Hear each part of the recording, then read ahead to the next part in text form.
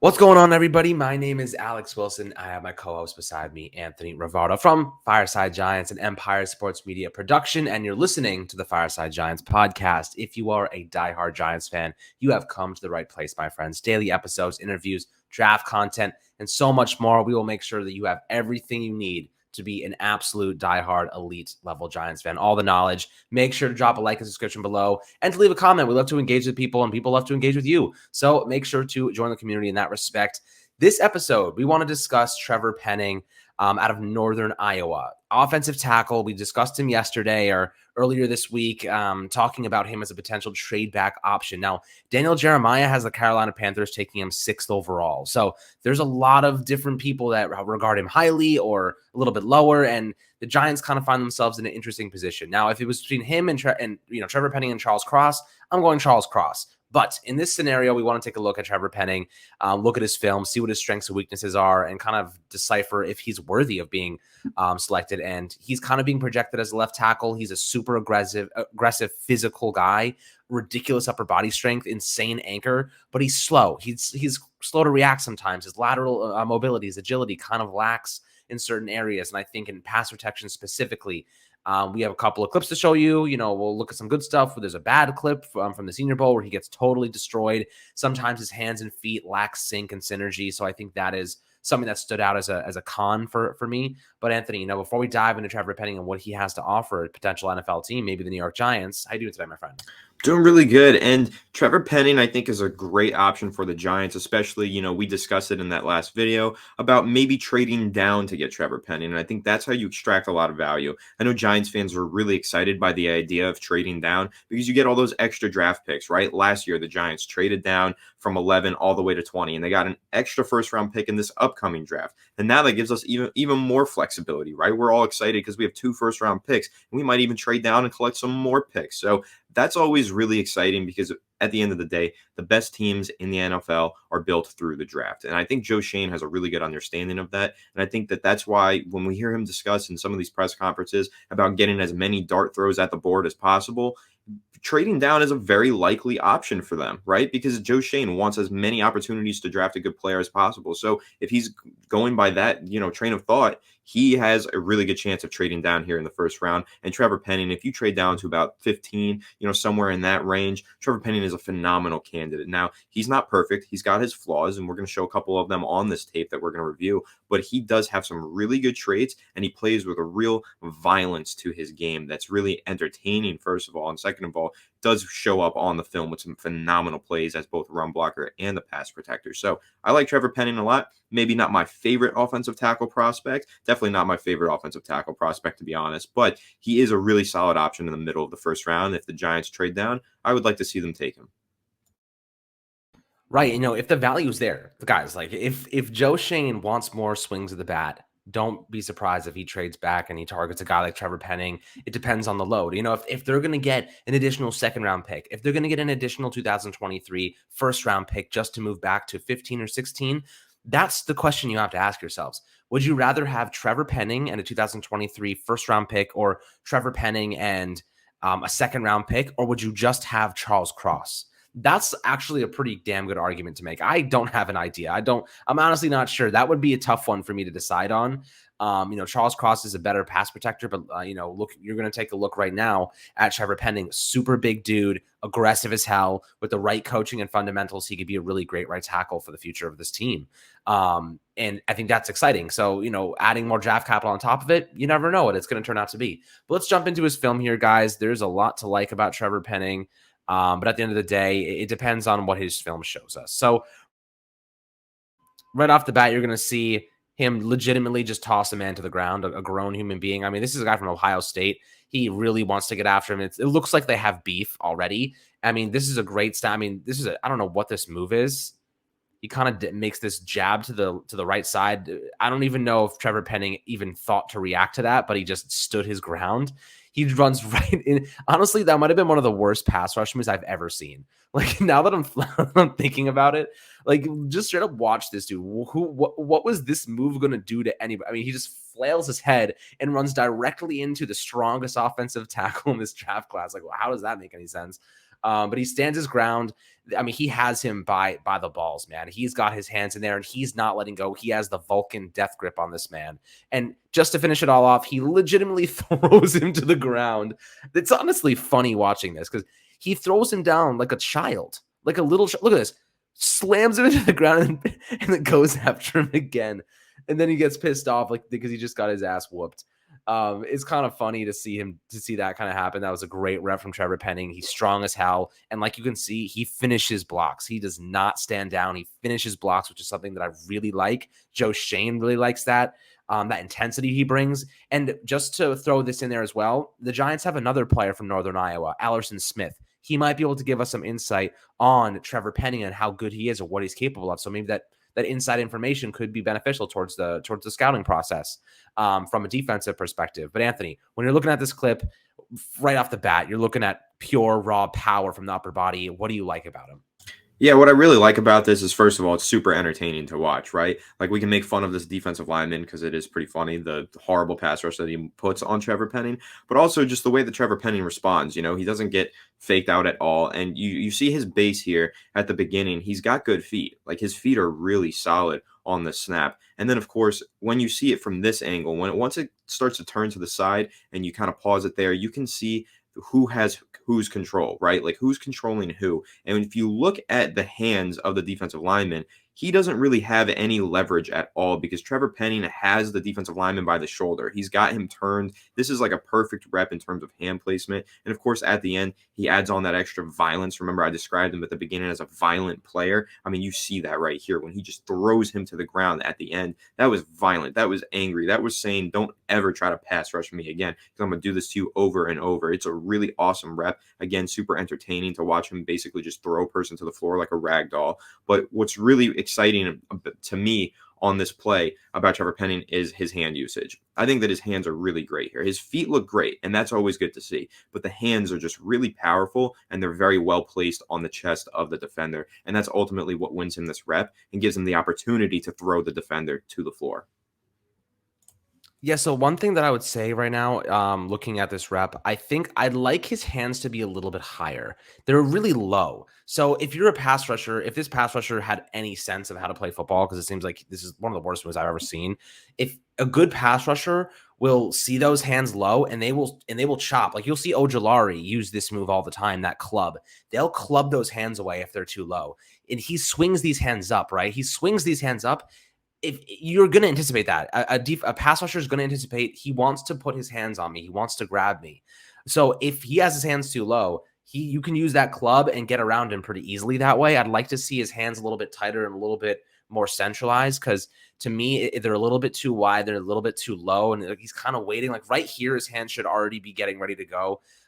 He actually, the defensive lineman gets the inside position here, but Trevor Penning is just so strong. He can win without leverage at times, but he gets right inside that chest plate. So he just shows you that arm length and that frame. He has 6'7", 327 pounds or something like that. Dude's a freaking animal. He's a meatball of a guy. So you love to see that in terms of physicality. And when he resets here, I think his footwork could be a little bit better. I think he could kind of jump back with both feet. Instead, he staggers. You know, it's a different method, but this right here is where a more powerful defensive lineman could push him off balance. He doesn't have any bend right here. He's totally vertical. I think that the Giants, looking at this film, will say he doesn't have much bend. You want to see, if you watch Andrew Thomas, you watch better offensive linemen, you'll see their back bend. They'll legitimately bend and their legs will still be underneath of them and more anchored. I think that he's too vertical here. And right here against a more powerful pass rusher, like he's going to get knocked over. He's totally off balance here. He needs to have his hands inside. And I think he's just a more powerful guy is going to run through him. But luckily for him, this guy is rather weak compared to him, and he just completely manhandles him. So I'd like to see him with a little bit more bend there. I think that's his biggest con is that bend and that kind of athletic stance. Like he doesn't have great bend, and I think that's going to stand out as a con for him moving forward. But, you know, there are ways for him to get around it, and that being his insane upper body strength. Yeah, and I just think his ability to anchor is really good. It might not have been the best form in terms of his footwork after the contact was initiated, but his ability to anchor and then put transfer his energy back into his shoulders and then use his hands to get that guy on the ground. That's really impressive to me. Is how he can anchor against a bull rush like that. And I guess I see where you're coming from with some of the discussion about where his hands were placed. But I think in terms of it being too high or too low. I think his length is where he makes up for a lot of that stuff, and he's able to kind of find his way back into the chest plate. But on this next clip, we'll see where his hand placement could use some work, because I did mention on the last clip his hand placement was good, but that is probably his number one flaw, is that he does have inconsistent hand placement. I think this is where Alex is coming from when he mentioned that the hands didn't get high enough quick enough. You're going to see that here, and you're also going to see a little bit too wide of hand usage, because the number one thing for an offensive tackle is you have to have your elbows tucked. You have to keep your hands close to your chest. If you don't, then you give the defender the opportunity to take control of your chest and then also bull rush you, walk you backwards, and blow up a play. And that's exactly what happens here. So you see his left hand was really low and it was really wide. If you watch this, when this rep starts and the contact initiates, if you see there, when Trevor Penning is about to initiate the contact, he pulls his arm to the side to do it. That's the opposite. The elbows need to be tucked. It needs to be a punch, not a curl or like a cross. It needs to just be like a jab. And he's not jabbing. He's doing a crossover with his arm, and that's kind of the opposite of what you want to see there. You want to see elbows tucked, and it's jabs, and then you get control of the chest. But when he opens his arm up like that, that's when the defender has the opportunity to grab his chest and just take advantage of him and just start pushing him backwards. So that's the number one thing that Trevor Penning needs to work on, is keeping those elbows tucked. Yeah, I mean, this rep is horrendous, right? Like this is one of the reps that you see and you're like, I really hope this doesn't happen at the NFL level, because everything from his feet to his hands are completely out of sync, right? His resetting, he does not reset well. And that's something that I've noticed. Andrew Thomas struggled with this as a rookie as well, but he does not reset well. Like, look at his feet.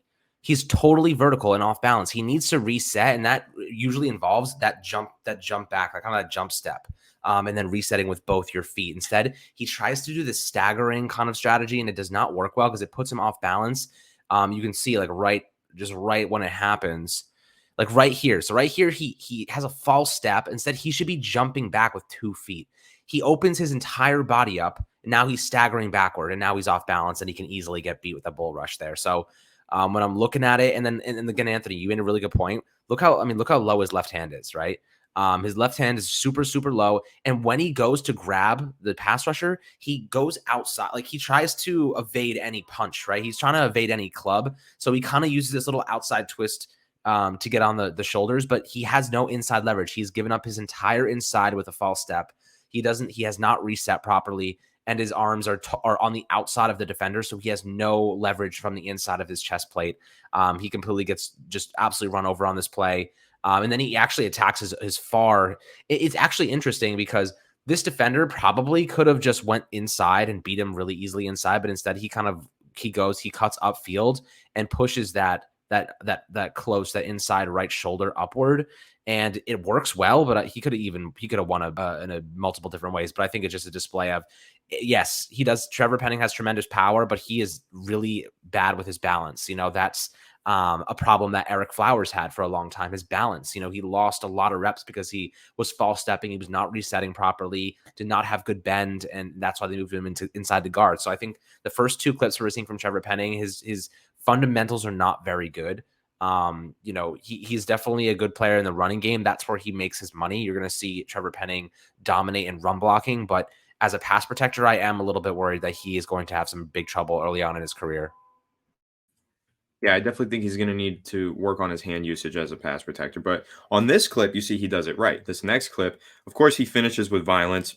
I think a lot of that stuff is a little bit extra. I'm not too crazy about players that finish with this much violence. Like, I love finishing with violence, putting the guy in the dirt. But if you see at the end, he dives on top of him and basically punches the defender in the head. I think that kind of stuff is just a bit much. Like, he did punch him at the end there. That should be a penalty. So that I don't like to see. That's an attitude problem to me. Like, just personally, I like how he gets on top of him at the end. You play through the whistle, you get them on the floor, you get on top of them so they can't get back up. That's great. But that final punch at the end kind of crosses a line for me. I don't love that too much. I think that that's the kind of stuff that can get you flagged for really stupid penalties in the NFL. But let's take a look at what he does to win this rep, though, because I think this is a really, really good rep. Granted, he's not going up against some very good competition here, but his feet are quick. He doesn't, click his heels at all, so he's got good feet here. But if you watch his hands, they're very close to his chest. Like, this is much better than the reps that we were just looking at, because yes, they are a little bit low. When he brings them up, he does have a pretty good center balance, and also his elbows are very tucked on this play. I think that's the number one thing that I'm taking away from this clip in particular.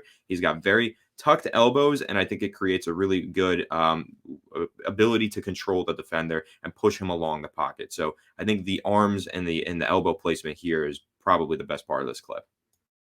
Yeah, I mean, I like his hips too. Like, watch how quickly he turns vertical up to get this speed rush on the outside. And he doesn't let those hands get in the way either. So this pass rusher tries to club his hands away, but he completely misses, and he gets upfield nice. The hips go vertical. He does a good job, mirroring this. I think, he's definitely just containing it, right? He's not being overly aggressive. And Anthony, like you just mentioned, he can get a little too hot-headed at times. And like you'll see, he legitimately punches this dude in the head for no reason.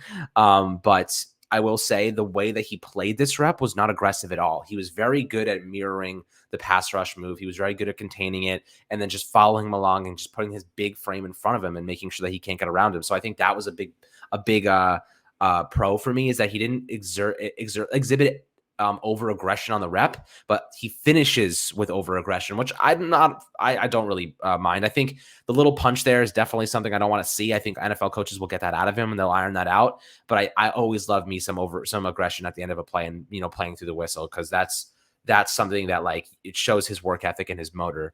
So I think that's something that, it's a coachable trait that you can don't do stupid shit, man. That's basically it. Absolutely. And I don't disagree. I love seeing players play through the whistle and get on top of the defender when they're on the ground. Just the punch at the end was a little bit extra to me. And a lot of these clips that we're looking at are pass blocking clips, but I will say PFF did give him a 99.9 or run blocking grade. And as you can see on a play like this is an RPO. So technically, yes, he is run blocking on this play. You're going to see he just got another pancake on this one. This is, again, he uses his hands, right?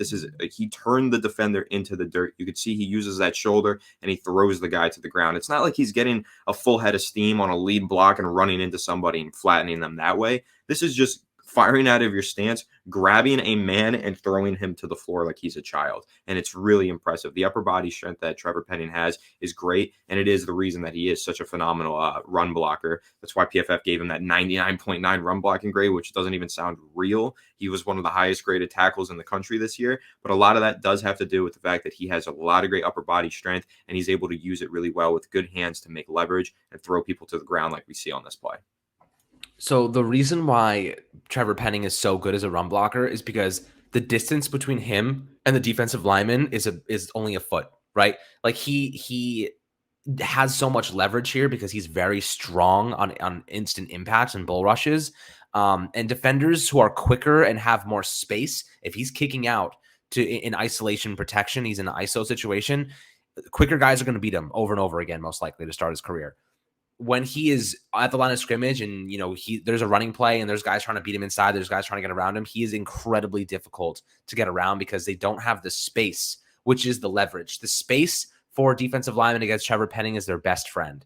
In running situations, they don't have any space. So Trevor Penning can get his hands on him quickly. He can use that upper body. And basically you're talking about these guys are going, when they have, let's say, 3 yards of space to work with, they're going from 0 to 100 top speed, just like that. Bam, they're going full speed. When you're in a running situation, there's not enough time to actually get that speed. So it gives Trevor Penning a ton of leverage because his upper body is so much stronger than other players. And I think that's why it's such a benefit for him. Him getting to the second level is something that I'm a little bit concerned about because, you'll see he tries to finish every single rep and he tries to throw people around, and it's a good thing, but I don't know if that's going to work for him trying to get to the second level. He's going to have to try and disengage without getting too over aggressive on the first block. But that's something that, you can iron out too with some good coaching. Let's take a look here. That must have been the slowest spin move in the history of spin moves, but I think this is North Dakota. Again, he played at Northern Iowa. Like, this is like a lot of small schools, very low competition.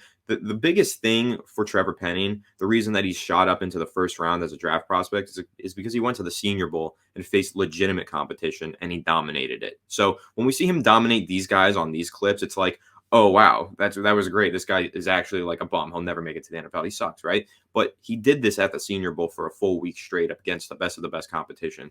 Again, that statistic that I saw, I mentioned it in a couple videos ago, how there's 40% of players that go to the Senior Bowl end up going to the NFL or something. It's like a very high success rate. Players that go to the Senior Bowl are good quality players, and they're very successful in the NFL. And I think that that's what's most important to Trevor Penning. This is a phenomenal play, and if you take a look at it, he has such great feet on this play. He's very quick. It's a very slow spin move, but he's very quick to get in front of this uber slow spin move and really put this defender away. But I think that the ability that he showed in the Senior Bowl is what really separated him from being a middle round prospect to being a first round prospect.